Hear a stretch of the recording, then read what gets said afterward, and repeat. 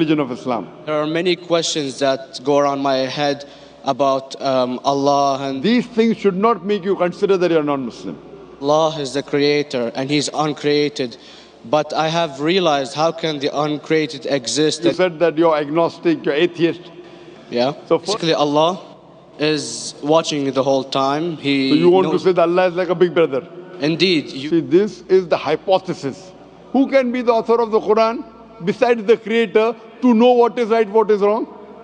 Assalamu alaikum wa rahmatullahi wa barakatuh. My problem is that I practice Islam when I was... Brother, first we request questions from the non-Muslims. Once all the questions from non-Muslims are over, inshallah we'll give you a chance. Yeah, but I'm telling my problem only. It's Okay. But you said you're Ahmad and you're a born Muslim. I am born Muslim. But now are you a Muslim or not? Muslim or not? I'm agnostic. Oh, so now you have left the religion of Islam. Yeah, I'm confused. Okay, fine. If you have left the religion of Islam, you can ask the question, brother. Okay. So my question is, how come I don't have the faith that you and the other Muslims have and some of my friends, even though I practiced Islam a lot and I even did Umrah, but I still do most of the sins that are forbidden in Islam, and I sometimes am lazy to do the prayer and the other subjects we have to do in Islam. I have read many books and about other religions and conspiracy theories and documentaries and such. I even have seen your own videos in YouTube, and there are many questions that go around my head about Allah and the Messenger and Muslims in general. And basically the most important question is, you said in one of your debates or questions that Allah is the creator and He's uncreated. But I have realized, how can the uncreated exist? And if He exists, how can we notice Him? How can we see Him or hear Him or feel Him or know of His existence if He's uncreated in our own dimension or so? That's one of the questions. Brother Ahmed said that he is a born Muslim. He comes from Iraq. He read the Quran, he read the books, but he commits many sins. He believes maybe sometimes he's agnostic and he's lazy for praying. Brother, before I answer your main question, if you do sins and if you're lazy for praying, that does not make you a non-Muslim. As long as you believe that praying is fard, sometimes you miss, it's a sin. It's a major sin that you sometimes don't pray, but that doesn't make you a non-Muslim. If you say praying is not required, then you're doing kufr. But if sometimes you do sin, sometimes minor sin, sometimes major sin, it is haram, it's forbidden, but that does not throw you outside the fold of Islam. There are sometimes waswasa of the shaitan asking you, you're a Muslim, but this is wrong in Islam, this is wrong. And it does deviate the person's mind. At that time, maybe your iman may be low. But these things should not make you consider that you're non-Muslim. Regarding a question that I mentioned in my speech, and you're right, that Almighty God is the creator, but He Himself is uncreated. You asked the question, how can the uncreated, how can we see the uncreated? And how it's possible. Allah subhanahu wa ta'ala is Khaliq, is the creator. And by definition, He's uncreated. Because normally people say that when they try and prove in logic that everything has a creator, who created this table, the carpenter, from where he got, from the tree, who created the tree, so it goes back to Allah. So when many of the people try to convince an atheist, they try and say that everything has a creator, and then they get trapped when the atheist asked him who created Allah. So if you hear my tapes, I never go that way. I ask the atheist that how did you come to know about the universe? How did you come to know about the functioning of the stars, of the sun? And he says, and goes back, that the creator. So it's the vice versa. So if you know how to deal with logic, you don't trip over this problem with the atheist trap, the Muslims or the believers, by saying who created Allah. By definition, Allah is uncreated. And if you ask the question, who created Allah? If you have heard my tapes, I give the reply, that suppose a person comes and says that my brother John, Yeah, I know. I saw that. I heard that's funny. But I mean, how does he exist if he's uncreated? Not. That is Not Allah. who made it. Yeah. How That's can the he difference exist? between you and Allah. How does he exist means he was existing. He doesn't have a beginning. You and I have a beginning, that's human being. So that's the difference between us and Allah. You can't say that Allah has to be like us. If Allah is like you and me, why should we worship Him? I see. But have you heard of the phenomenon, the Big Brother, used by various orders and political agendas to control the people and such by implementing it into multiple gods, and then later on it became a monotheistic religions all over the world to make it easier for Big the Brother, people to. sorry, I've never heard of the religion Big Brother. It's not a religion. It's like a theory, an idea, basically. For What does it say? Yes? What does this idea say? What does it say? Is that when you have a big brother, it's easier for you to live life. When you have someone watching you the whole time, understanding you the whole time, protecting you the whole time, being with you the whole time, and you can talk to him, although he never talks to you back, maybe in your dreams, due to your mind and such, it's easier for you to live. While a human who does not have a big brother and is not easily controlled into doing so and is having complete freedom is a danger for the major ruling powers and such. Ruling powers and such. What does this say? I don't understand. Big Brother may be the Big Brother, may not be the. What does it have to do with Islam and God? What does it have to do? Because basically Allah is watching you the whole time. So you want to say that Allah is like a Big Brother? Indeed, you use him for your protection so you won't be scared. You know what I mean? See, this is the hypothesis. Hypothesis. If you have heard, how do I convince an atheist?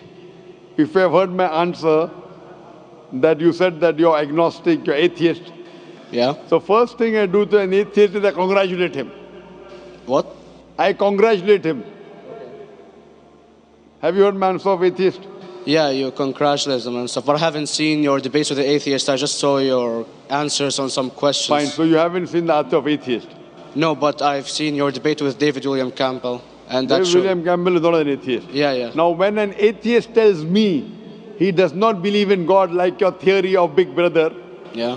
And if you believe in that theory, I will ask you, first thing I do to the atheist, I congratulate him. You know why?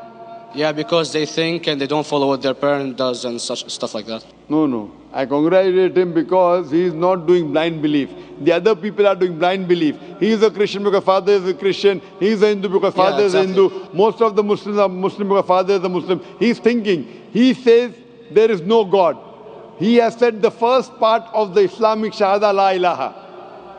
The reason I congratulate him is because he has said the first part of the Islamic Shahada, Islamic Creed, La ilaha. The only thing I have to do is illallah, which I shall do inshallah.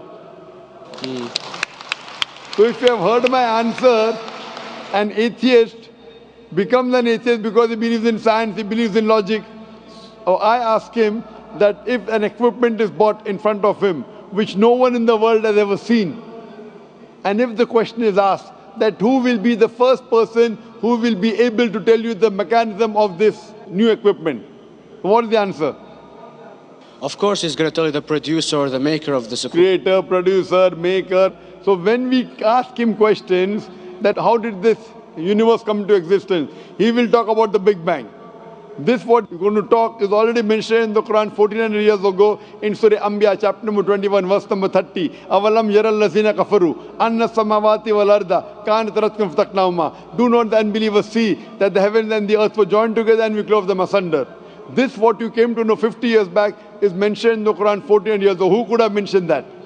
Well, in various civilizations in like 2000 or 5000 BC before Islam came or Christianity itself, there was various civilizations that are good in astronomy and they know more about our solar system than we do now, sadly. Brother, your knowledge of science is little, not in-depth. I do agree. There are certain things which were known as hypotheses.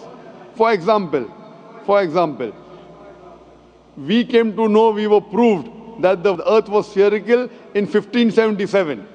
I know that in 6th century BC, there were Pythagoras who believed that the earth was spherical.